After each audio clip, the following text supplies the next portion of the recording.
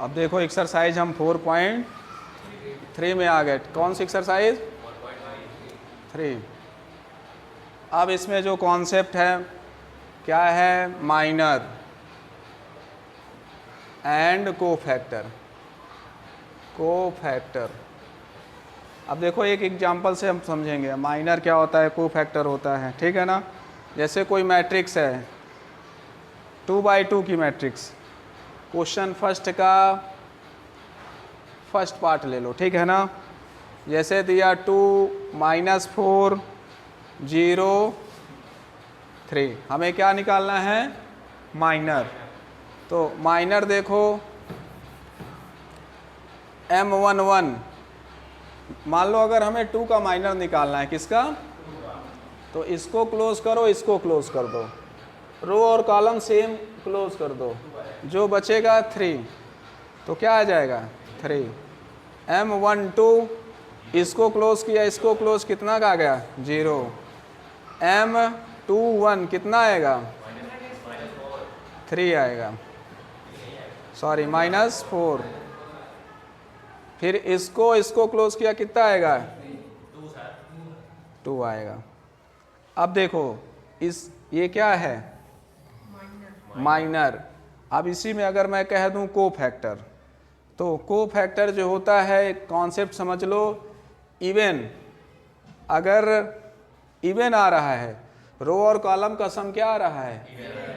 रो plus column का सम क्या आ रहा है? इवन। तो उसको क्या कंसीडर कर लोगे? पॉजिटिव। और रो और कॉलम का सम जो हो रहा है ऑड आ रहा है, तो उसको क्या कंसीडर कर लोगे? नेगेटिव। तो कोफैक्टर ऑफ M11 का क्या हो जाएगा? मैं C11 लेता हूँ, तो इसका इवन आता है ना, तो 3 आएगा। M12 का 0 ना इधर नेगेटिव ना पॉजिटिव। M21 ले लिया तो कितना हो जाएगा? 4 आ जाएगा। M22 2 ही रहेगा, सॉरी यहाँ M22 नहीं, C11 कर लो। क्या कर लो? C12 C21 C22। अब देखो कोफैक्टर लिख लो इधर। कोफैक्टर 3 आएगा, 4 आएगा, 0 आएगा, 2। मान लो इसी में कह दे एडजॉइंट निकालो, तो एडजॉइंट जो है ना कोफैक्टर का क्या होता है? ट्रांसपोज। क्या होता है? ट्रांसपोज लगा दो, तो क्या आ जाएगा? अच्छा ये मैट्रिक्स में लगाना ट्रांसपोज, ठीक है ना। तो क्या हो जाएगा? 3 0 4 और 2। लेकिन इसमें सिर्फ माइनर पूछा था ना, तो माइनर को लिख लो। क्या आएगा माइनर? 3 0 -4 2। इस एग्जाम्पल से हमने माइनर समझा, कोफैक्टर समझा, एडजॉइंट समझा, ठीक है। माइनर निकालने के लिए एक एलिमेंट, जिस एलिमेंट का माइनर निकालना है उसका रो कॉलम क्लोज करेंगे, बचे एलिमेंट को M11। ऐसे ही सेम M12 का निकालेंगे, M21 का निकालेंगे, M22 का। अब कोफैक्टर निकालने के लिए एक कॉन्सेप्ट है, अगर रो कॉलम का सम इवन आया तो हम पॉजिटिव कंसीडर करेंगे, लेकिन रो कॉलम का सम ऑड आया तो उसे क्या कंसीडर? नेगेटिव। और एडजॉइंट जो होता है कोफैक्टर का क्या होता है? ट्रांसपोज। आया समझ में सभी को? आया ना? मिटा दे, इसको लिख लो, चलो लिख लो।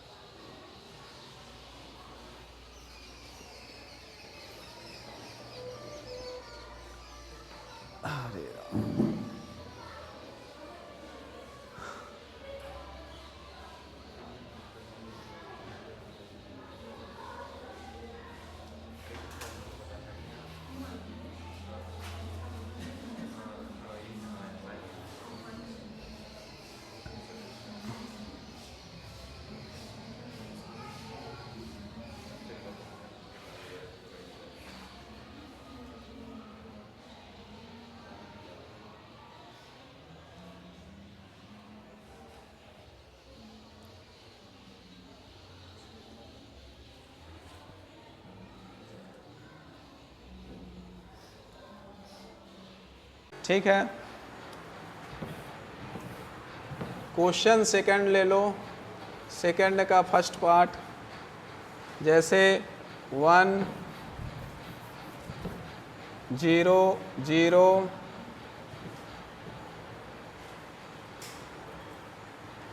0 1 0, ये कौन सी मैट्रिक्स है? मैट्रिक्स नहीं है, डिटर्मिनेंट है। क्या है?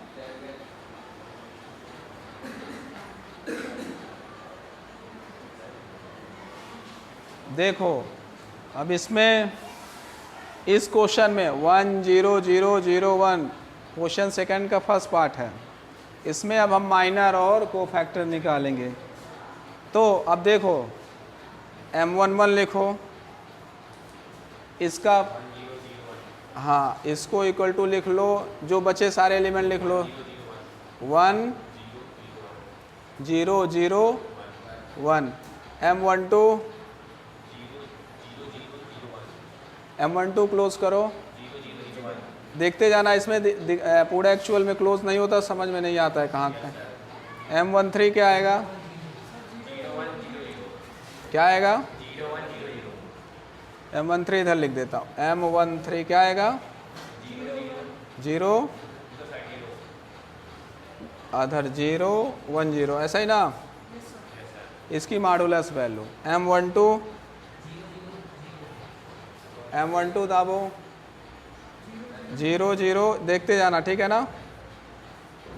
M22, इसमें देखो 1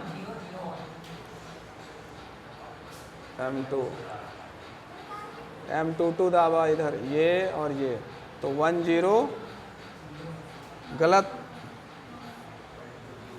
M23 कितना आएगा देखो, ये क्लोज किया, ये किया, 1 0 0 0, आया समझ में? ठीक है। अब क्या बचा?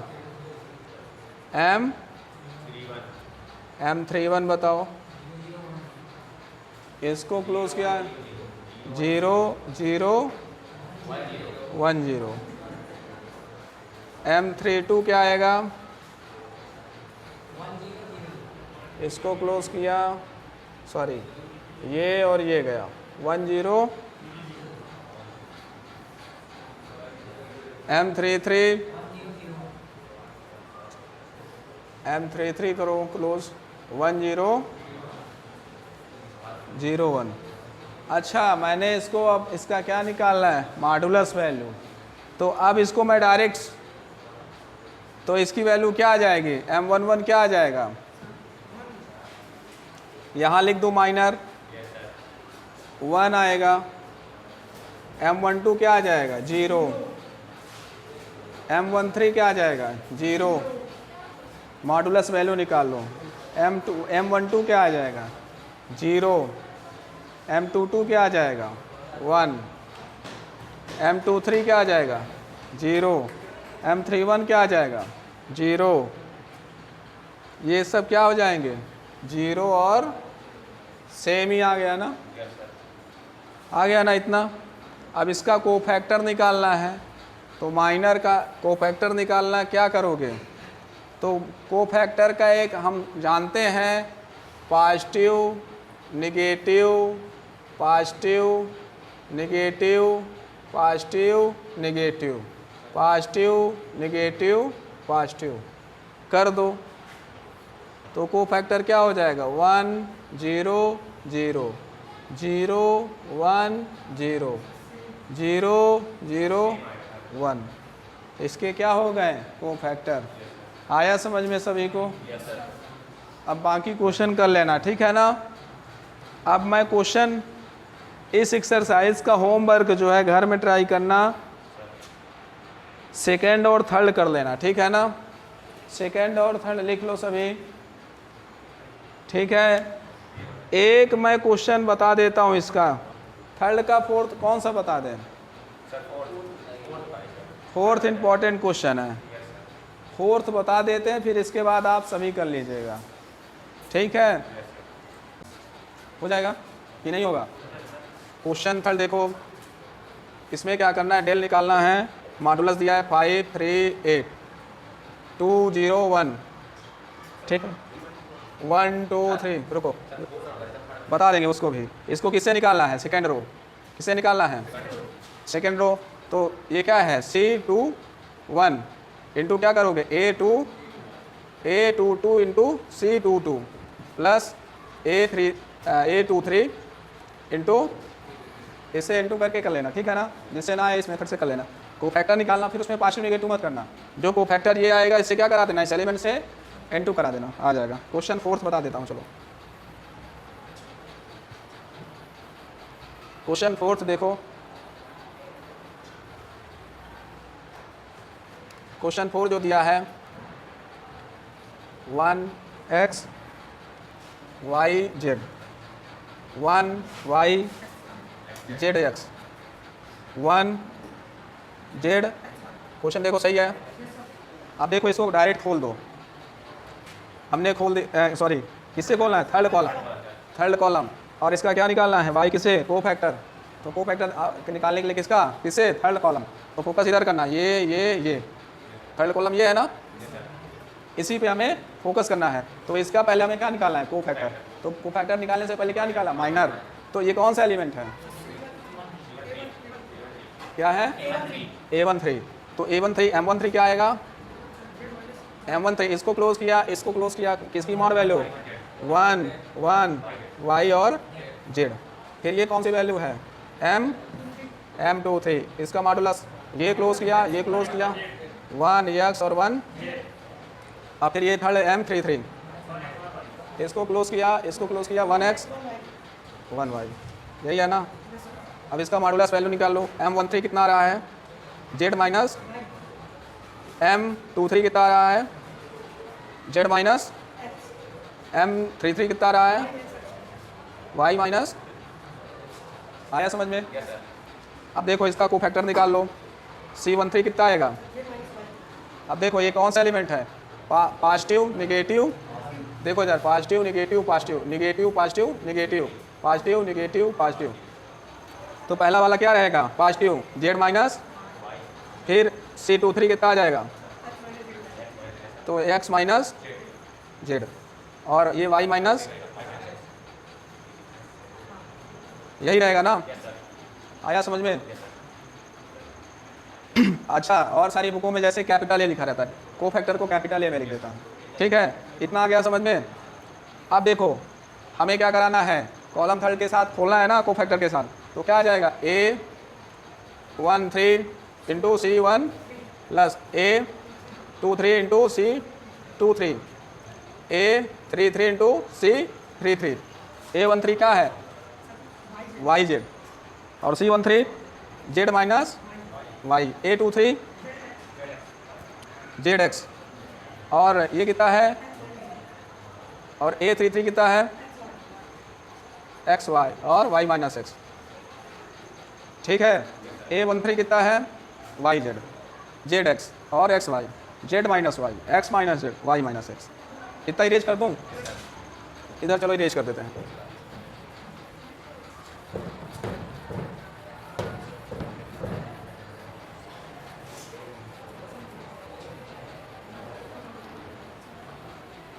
अब देखो इसका इंटू करा लो, y z square minus y square z plus z x square minus, यही होगा ना, प्लस क्या आ जाएगा, x minus x square y. अब देखो इसमें, अब इसको कॉमन लिख लो, वाई स्क्वायर जेड, इसको लिख लो minus y square z plus z x square. अब देखो एक्स, अब एक बार इसके साथ लिख लो जेड एक्स, ये दोनों टर्म हमने लिख लिया ना, वाई स्क्वायर जेड, हाँ लिख लो y z square minus z square x, बाकी x square y minus x square y. आया इतना समझ में है, यहाँ से जेड कॉमन ले लिया। अच्छा मैं इस वाई को पीछे लिख देता हूँ, x square minus y square हो जाएगा ना, यहाँ जेड स्क्वायर कॉमन ले लो, जेड स्क्वायर तो क्या हो जाएगा वाई माइनस, यहाँ एक्स वाई कॉमन ले लो तो क्या हो जाएगा एक्स माइनस तो y माइनस एक्स हो जाएगा, तो y माइनस एक्स हो जाएगा यहाँ ना, y माइनस, आया समझ में? अब देखो यहाँ इसको हम लिख सकते हैं x minus y x plus y, पढ़ा है फार्मूला ना, ये फार्मूला पढ़ा होगा, a square minus b square बराबर क्या होता है, a minus b into a plus, पढ़ा है ना? ठीक है, अब माइनस कॉमन कर लेते हैं, जेड स्क्वायर कर देंगे, एक्स माइनस साइन अपोजिट हो जाएगा, इसमें भी माइनस एक्स वाई करके साइन अपोजिट कर देते हैं। अब सेम एक्स माइनस वाई क्या ले लेंगे, एक्स माइनस वाई क्या आ जाएगा, कॉमन, तो बचा क्या, z x plus y minus z square minus x, और इतना समझ में आ गया? लिख लो इतना, नहीं तो ये कॉन्सेप्ट गया, इतना चलो लिखो है? लिख लो इतना।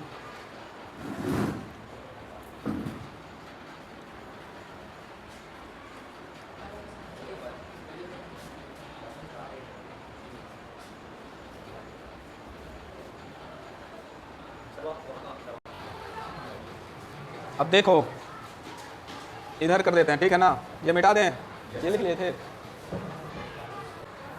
अब देखो ये एक्स चल रहा है ना वीडियो, अब देखो एक्स माइनस वाई, ये एक्स माइनस वाई कॉमन ले लिया, इंटू करा दिया z x plus z y minus z square minus x y, x minus y. अब देखो एक बार जेड इधर से ले लो, देखो इधर z x minus z square z y minus x y, x minus y, z common ले लो, एक्स माइनस जेड, यहाँ से वाई कॉमन ले लो, जेड माइनस एक्स, रुक लो तो उल्टा हो जाएगा, यहाँ माइनस वाई कॉमन ले लो तो एक्स माइनस जेड हो जाएगा, ठीक है, तो एक्स माइनस वाई, तो ये क्या हो जाएगा, एक्स माइनस जेड कॉमन और जेड माइनस वाई, तो अब इसको अच्छे से लिख लो, x minus y x minus z और जेड माइनस, ये आंसर आ गया तुम्हारा, ठीक है ना, इसको लिख लो, ये तुम्हारा सोल्यूशन है।